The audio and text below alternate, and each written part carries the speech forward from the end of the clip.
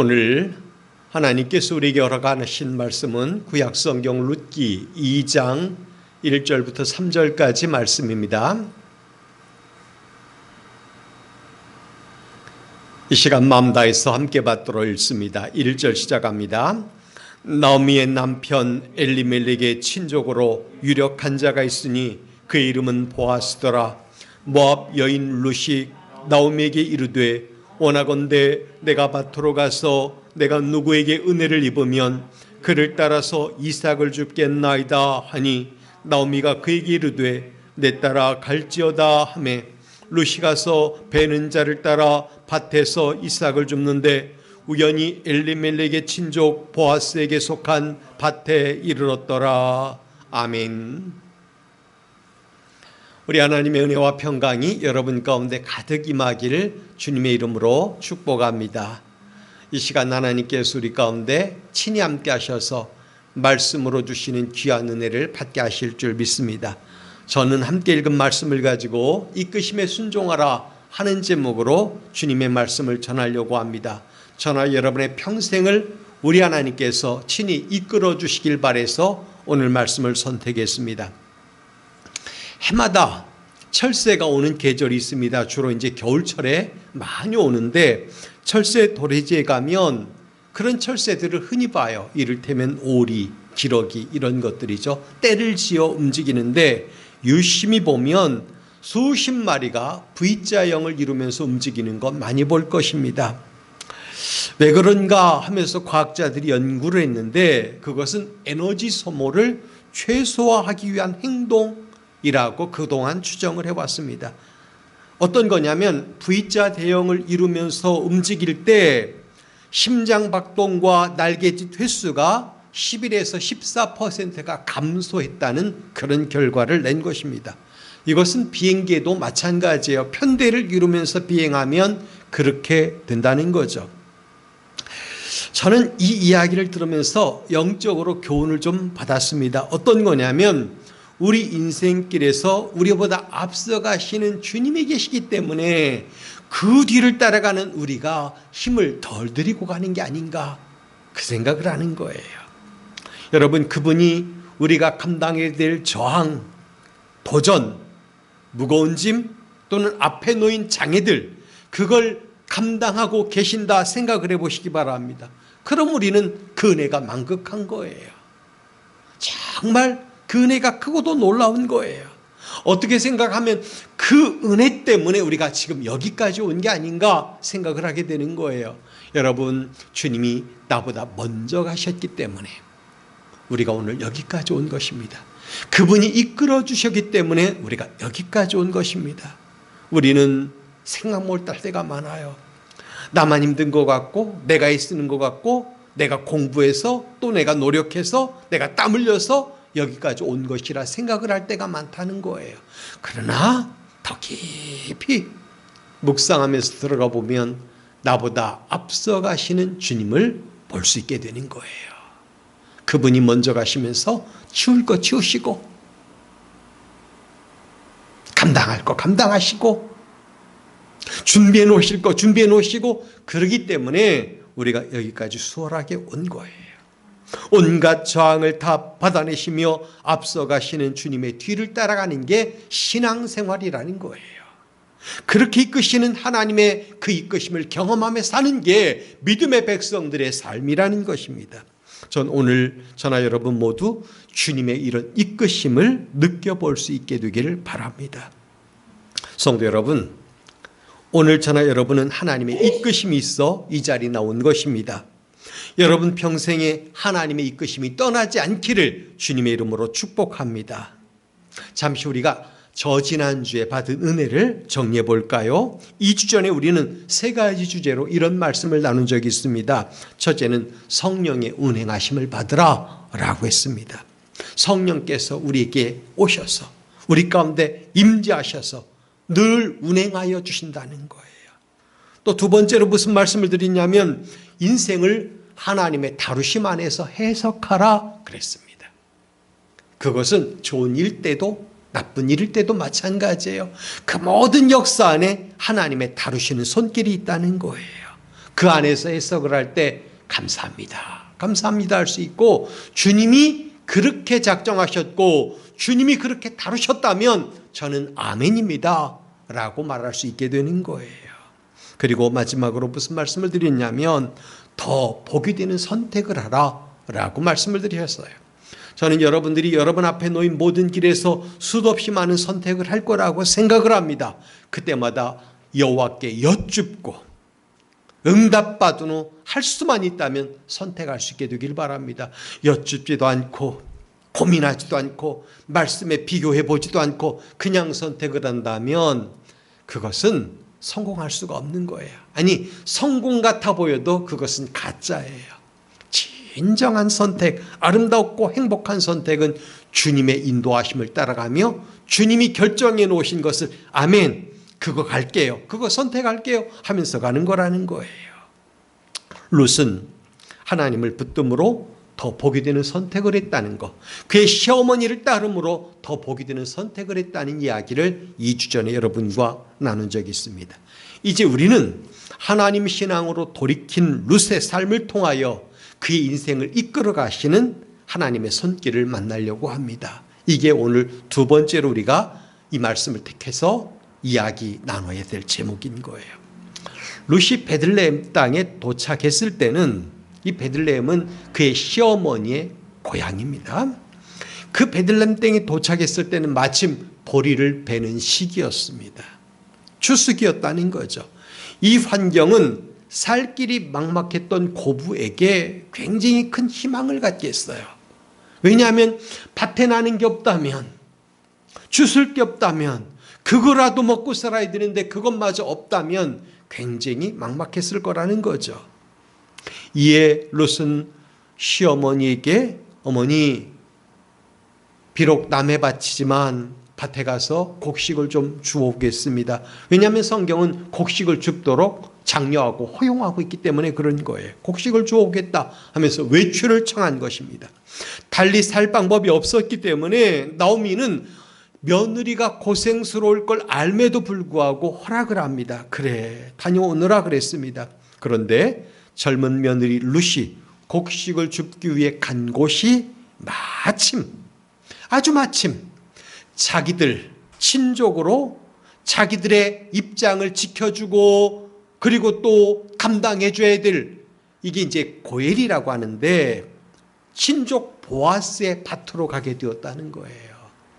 알고 갔는지는 잘 몰라요. 성경은 그 얘기에 대해서 말하지 않아요. 근데 우연스럽게 간 것처럼 이야기가 전개되고 있습니다.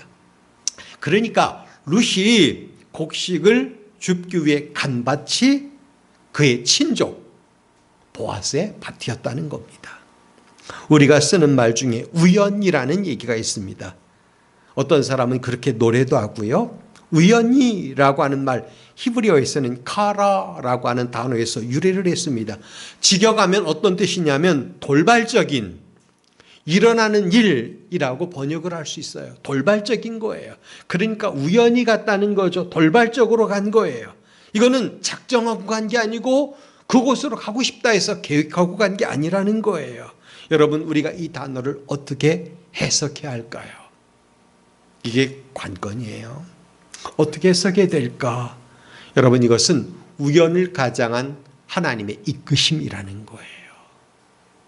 중요한 거예요. 우연을 가장한 하나님의 이끄심. 이런 일들이 우리에게 굉장히 많습니다. 굉장히 많아요. 너무너무 많은 거예요. 우연을 가장한 하나님의 이끄심, 필연인 거죠. 다 잃고 돌아온 나오미, 그의 며느리 룻, 그들을 이끄시는 하나님은 그들에게 살 길을 예배 놓으시려고 단지 곡식을 주스러 갔을 뿐인데 그들의 친족에게로, 고엘에게로 이끄셨다는 거예요. 우연을 가장한 하나님의 선한 이끄심, 필연이 그들에게 작용한 겁니다. 저는 이 말씀을 가지고 세 가지 작은 제목으로 말씀을 나누려고 합니다. 첫 번째는 하나님은 준비해 놓으시고 이끄신다는 거예요. 여러분 믿으시기 바랍니다. 우리 하나님은 준비해 놓으시고 이끄시는 분이에요. 준비하시는 하나님은 성경에 너무도 많이 기록이 되어 있습니다. 우리가 1장도 읽었고 오늘 2장도 읽었지만 1장 22절, 2장 1절에서 실마리를 얻어봐야 돼요. 먼저 1장 22절을 우리 함께 읽어볼까요? 시작. 나오미가 모압 지방에서 그의 며느리 모압 여인 룻과 함께 돌아왔는데 그들이 보리 추수 시작할 때 베들레헴에 이르렀더라. 2장 1절이에요. 시작. 나오미의 남편 엘리멜렉의 친족으로 유력한 자가 있으니 그의 이름은 보아스더라. 22절 앞장 22절에서는 추수기에 왔다는 얘기를 했고 또 2장 1절에서는 그들이 곡식을 줍기 위해 간 곳이 보아스의 집이었다, 밭이었다 이렇게 말하고 있습니다. 이제 이 막바지 추위가 지나가면 들판에는 아지랑이가 필 겁니다. 모락모락 김도 올라올 거고 그리고 양지 바른 곳에 가면 모핏이 따뜻할 거예요. 조만간 매화도 필 거고 목련도 흐드러지게 필 겁니다. 그리고 조금만 더 지나면 개나리 진달래도 많이 볼 거예요. 우리가 함께 봄볕에 나갔다고 가정을 해보자는 거죠. 어떨까요? 그런 것들을 충분히 볼 수 있어요. 좀 더 낭만적으로 생각하면 어떤 거냐면 들판에 가서 냉이도 캐고 옛날 같으면 조금 더 지나서 쑥이 올라오면 쑥 뜯어다가 쑥송편도 만들고 그러지 않을까 생각을 해보는 거예요. 이렇게 좋은 계절들이 오는데 하나님이 그렇게 계절을 움직이셔서 우리를 이끌어 가시고 있는 거예요. 자, 겨울 같은 삶을 살았던 나오미와 룻, 그들에게 좀 따뜻함이 주어지기 시작했다는 것은 살아갈 온기를 느끼기 시작했다는 거예요. 아무것도 없던 사람들에게 따뜻함이 밀려오기 시작하는 거예요. 그게 어머니의 고향 베들레헴으로 왔을 때 마침 추수할 때였고 그리고 그 자부 며느리 룻이 곡식을 주스러 갔는데 그 밭이 그의 친족 보아스의 밭이었다. 따뜻함이 자꾸만 밀려오는 거예요. 뭔가 희망이 생기지 않습니까? 하나님께서 그들의 인생을 그렇게 따뜻함 가운데로 이끌고 계시다는 거예요. 전 여러분들이 그들을 위해서 준비한 두 가지, 첫째는 추수 때를 준비하셨다는 거, 또 하나는 그의 친족 보아스를 준비해 놓으셨다는 거, 여기에 주목할 수 있게 되길 바랍니다. 보아스. 성경은 보아스에 대해서 다행히 많은 정보를 우리에게 제공을 해줍니다. 남성 명사로 이 보아스가 쓰여 있는데 그 안에 힘이 있다 이런 뜻이에요. 그 안에 힘이 있다. 여러분, 우리 하나님은 아무렇게나 던져주는 분이 아니에요. 그걸 믿으셔야 돼요. 하나님은 우리를 위하여 예배해 놓으시고 이끄시는데 좋은 길로 가장 좋은 것으로 준비해 놓으시고 이끄신다는 거예요. 그게 성경의 얘기예요. 보아스는 유력한 베들레헴 사람이라 그랬어요. 보아스는 나오미의 가족의 친족이고 룻의 두 번째 남편이 될 사람이에요. 보아스는 베들레헴의 한 부유한 농장의 주인이에요. 하나님의 이끄심은 룻으로 하여금 그 안에 힘을 가지고 있는 사람을 만나게 한 거예요. 그냥 별 볼 일 없는 사람, 형편없는 사람을 만나게 한 게 아니라 아주 힘 있는 사람을 만나도록 이끄셨다는 거예요. 이게 우리에게는 은혜인 거죠. 여러분, 여러분의 인생을 이끄시는 하나님도 그 안에 힘을 가진 사람, 그 안에 힘을 가진 조직, 그 안에 힘을 가진 나라, 그 안에 힘을 가진 세력들을 여러분에게 만나게 해주실 줄 믿습니다. 그걸 우리가 경험하며 살아가야 되는 거예요. 이것을 어떻게 해석할까? 그것은 하나님이 친히 때를 준비하시고 하나님이 친히 힘 있는 사람을 준비하셨다라고 해석을 해야 되는 거예요. 여기서 우리는 고엘이라고 하는 제도에 대해서 잠시 생각을 해보고 가야 돼요. 1장 11절부터 13절까지를 보면 나오미는 룻에게 중요한 얘기를 합니다. 어떤 얘기냐면 고엘과 수혼법에 대해서 얘기를 해주는데 나오미가 이르되 내 딸들아, 즉 자기 며느리들에게 얘기하는 거예요. 돌아가라. 너희가 어찌 나와 함께 가려느냐? 내 태중에 너희의 남편들 아들들이 아직 있느냐? 요 말이 뭐냐면 이런 거죠. 형수 취수혼이라고 얘기를 하는데, 만약에 형이 대를 잇지 못하고 죽었다고 가정하면 동생이 형수를 취해서 대를 이어야 되는 거예요. 이게 형수 취수혼, 수혼법이라는 거예요. 그런데 보세요. 두 아들이 있었는데 둘 다 죽었잖아요. 그리고 나오미는 과부가 되었어요. 남편이 없단 말이에요. 그러니까 스라의 자녀가 없는데 도대체 너희가 어떻게 하려고 그러느냐? 내게 자녀가 있느냐 없지 않느냐? 그러니 그냥 가라, 그 얘기예요. 내 딸들아 뒤돌아가라. 나는 늙었으니 남편을 두지 못할지라. 가령 내가 소망이 있다고 말한다든지 오늘 밤에 남편을 두어 아들들을 낳는다 할지라도 너희가 그들이 클 때까지 어찌 기다리겠느냐, 그 얘기인 거예요. 죽은 남자의 이름과 가업을 지키는 전통, 그게 고엘이거든요. 그리고 수혼법은 아들이 없는 미방인이 남편의 형제나 또는 친조가 결혼해서 가계를 이어가는 습관, 그것 보고 얘기하는 거예요. 본문에 등장하는 보아스는 순서상 나오미의 두 번째 고엘이에요. 첫 번째 고엘, 보다 더 가까운 친족이 있었어요. 보아스는 그 다음 번째예요, 순서가. 우리는 이 말씀을 읽으면서 궁금증을 가져야 돼요. 왜 하나님이 룻을 첫 번째 고엘에게로 이끌지 않았을까? 그것은 책임은 분명 첫 번째 고엘에게 있지만 우리 하나님은 그보다 보아스가 더 낫다 생각해서 이끌어 주시는 거예요. 이게 하나님의 선하신 이끄심입니다. 여러분, 하나님이 우리를 이끄실 때는 더 좋을 줄 알아, 더 잘 될 줄 알아, 더 선할 줄 알아 이끌어 가시는 거예요. 그것이 우리를 향한 이끄심의 방법이에요. 마음에 상처가 있는 여인, 외로운 여인, 젊지만 뭔가 하나도 가진 게 없는 여인, 그런 여인에게 위로가 필요하니까 각박한 사람, 차디찬 사람 말고 따뜻한 사람, 힘 있는 사람, 그 사람을 붙여주시려고 하나님이 그렇게 이끄셨다는 거예요. 그냥 추론할 뿐인 거예요. 첫 번째 고엘이 만약에 룻을 맡았다면 어떻게 됐을까요? 책임은 져줬겠지만 그의 마음속에 있는 상처는 치료가 잘 일어나지 않았을 거라는 거죠. 그걸 생각해야 돼요. 무책임한 사람과 혼인하여 고통 가운데 충분히 살 수 있었습니다. 그러나 하나님은 그런 고엘을 피해가게 만드신 거예요.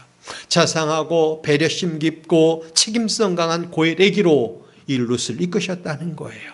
룻에게 선한 고엘을 준비하시는 하나님을 통하여 오늘도 우리를 위하여 선하고 힘 있는 그런 것들을 준비해 주시는 하나님을 만나봐야 하는 것입니다. 성도 여러분, 하나님이 우리를 이끄실 때 그 안에 힘 있는 그 사람을 만나게 하시고, 그 안에 힘 있는 세력을 만나게 하시고, 그 안에 힘 있는 조직을 만나게 하시고, 더 우리로 하여금 따뜻하고 포근하고 책임성 있는 그런 존재들을 붙여주시리라 믿으시기 바랍니다. 하나님께서 그렇게 고엘을 준비해 주실 줄 믿습니다.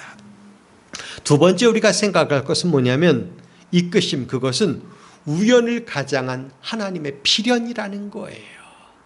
반드시 이루어지는 것, 그게 필연 아니겠어요? 잠시 여러분 인생을 돌아보죠. 여러분 삶에도 하나님의 이끄심이 분명히 있었을 겁니다. 그렇다면 그 이끄심은 어땠을까요? 놀랍게도 하나님의 이끄심 안에서 우리가 더 복이 되었다는 거예요. 우리는 지나간 일들에 대해서 얘기하며 후회할 때가 많아요. 아유, 그때 이런 선택을 했더라면, 그때 그 집을 사지 않았더라면, 또는 그때 그 땅을 사지 않았다면, 그때 그 직장에 들어가지 않았다면, 이런 얘기를 하는 거죠. 그때 그 사람을 만나지 않았다면 얼마나 좋았을까 하는 거예요. 대부분 예상치 않은 일, 바라지 않은 일들이 우리 가운데 있어요. 그렇지만 더 깊이 묵상해 보세요. 왜 안 된 거, 나쁜 것만 생각하면서 그걸 페이지에 기록해 놓으라고 시간을 보냅니까? 더 깊이 들어가 보면 더 넘치는 복을 받은 사건들이 훨씬 더 많다는 거예요. 근데 그거는 계산하지 않는 거예요. 왜 그거 안 적습니까? 여러분 생각해 보세요. 공부할 때 중요한 거 노트에 적습니까? 허탄한 거 적습니까? 공부하기 싫은 사람, 공부 못하는 사람이 수업 시간에 중요하다 생각하는 것 말고 밥 먹고 싶다, 오뎅 먹고 싶다, 그런 것만 적어 놓는다는 거 아니겠어요? 여러분, 우리는 하나님의 이끄심 안에서 돌이켜보면 넘치는 복을 받으며 여기까지 온 거예요.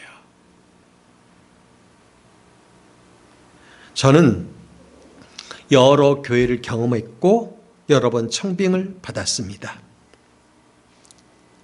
저 생각해보면 부족하기 짝이 없지만 하나님께서 생각하지도 않은 길을 열어주셨고 생각하지도 않았던 사람들을 만나게 하셨고 거기서 나름대로 아름답고 귀한 목회를 하며 여기까지 오게 하셨어요. 한마디로 말해서 내 인생이 부흥이 됐지만 부흥이 됐지 망하진 않았다는 거예요. 사는 동안에 찾아온 기쁨, 평강, 감사거리들, 이게 얼마나 많습니까?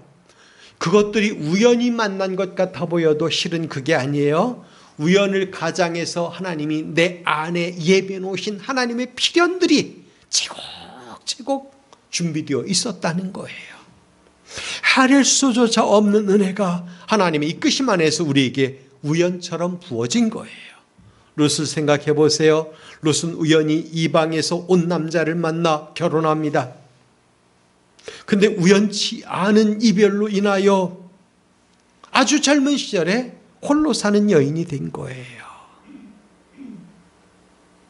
잃은 자의 아픔을 경험하며 그 아픔을 같이 가지고 있는 그의 시어머니와 동병상련하는 그런 기분으로 서로 위로하며 살고 있는데 어떻습니까? 그들 앞에 놓인 것이라고는 큰 희망이 없는 삶밖에 없었어요.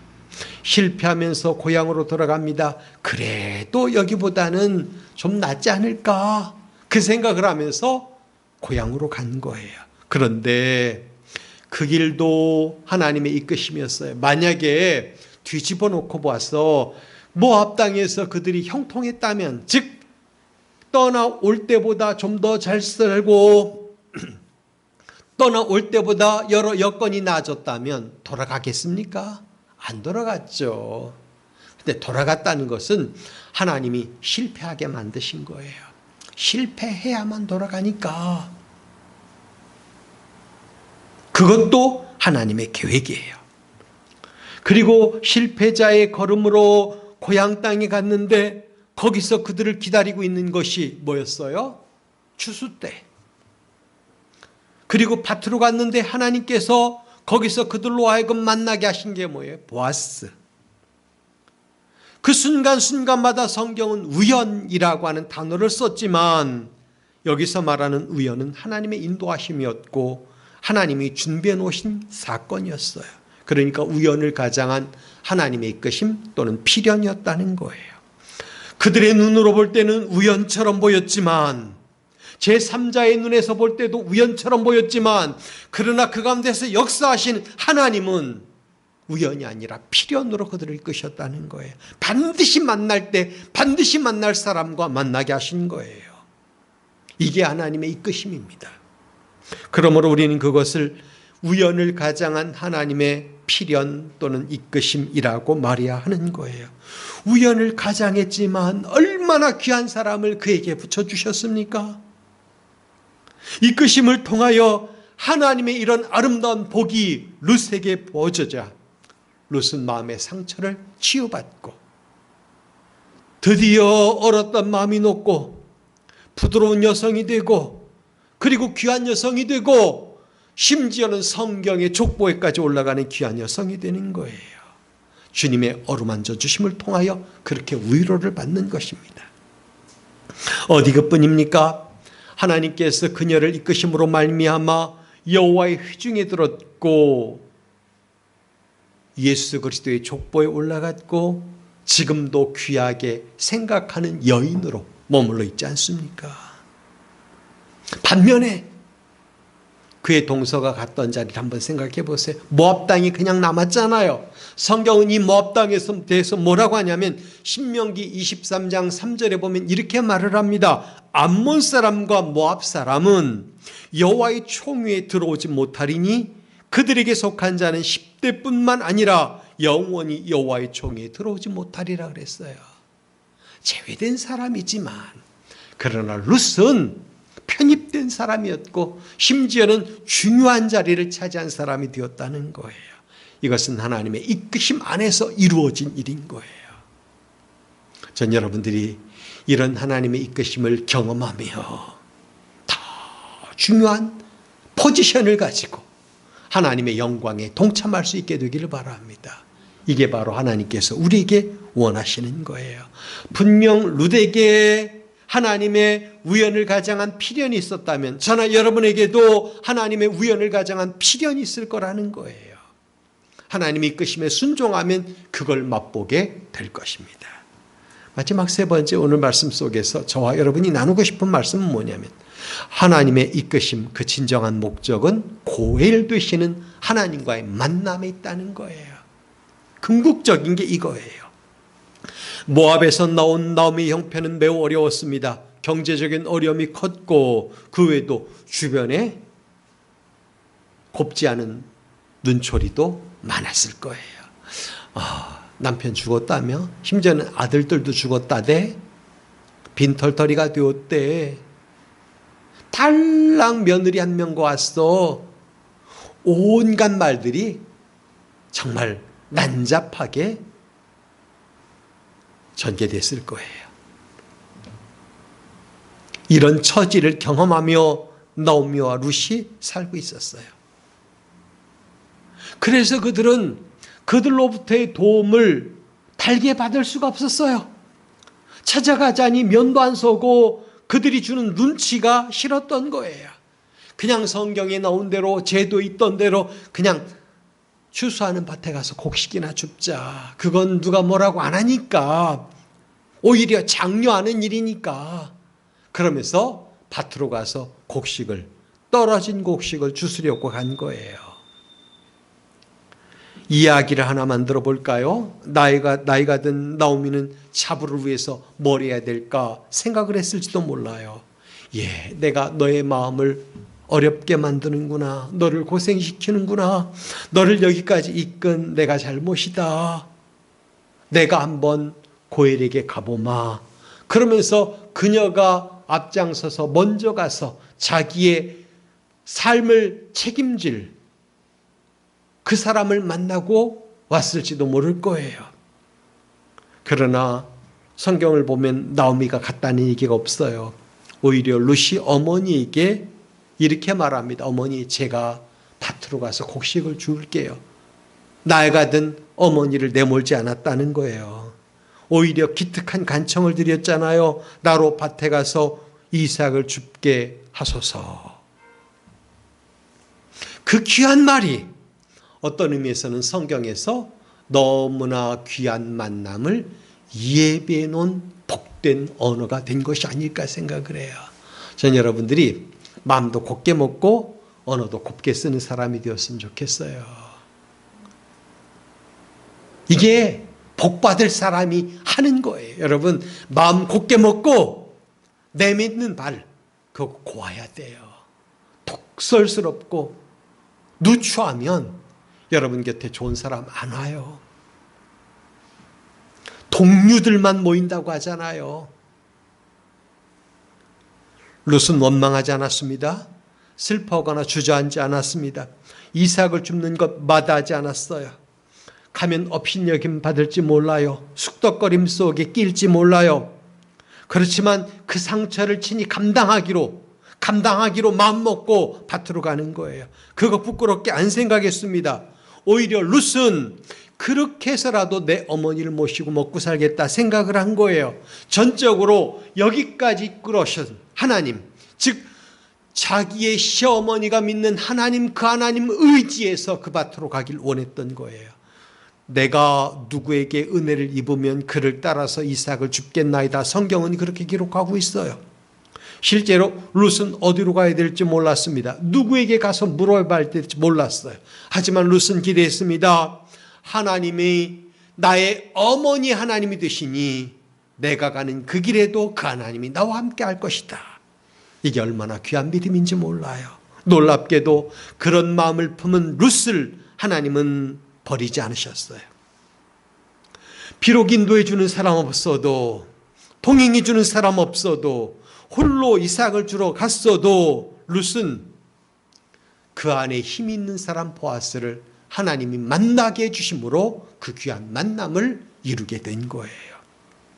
전 여기서 그렇다면 우리가 만나야 될 진정한 고해를, 우리를 책임져 줄 분, 우리의 기업을 물을 분은 누굴까 하는 얘기를 하는 거예요. 사람들은 지금도 세상 사람들 가운데 누군가 찾으려고 하고 자기 족보 가운데서 유력한 사람을 만나려고 합니다. 그러나 믿는 우리는 우리의 진정한 고일이 만군의 주 여호와 하나님, 모든 것의 주인 되시는 하나님 아버지심을 믿어야 할 것입니다. 하나님이 직접 우리의 고일이 되셔서 책임져 주시는 걸 여러분이 경험할 수 있게 되기를 바랍니다. 오늘도 우리 하나님은 우리의 고일로 우리 곁에 머물러 계십니다. 우리를 이끄시는 하나님의 진정한 목적은 고일 하나님과의 만남에 있는 거예요. 이거를 놓치지 말길 바랍니다. 말씀을 정리하겠습니다.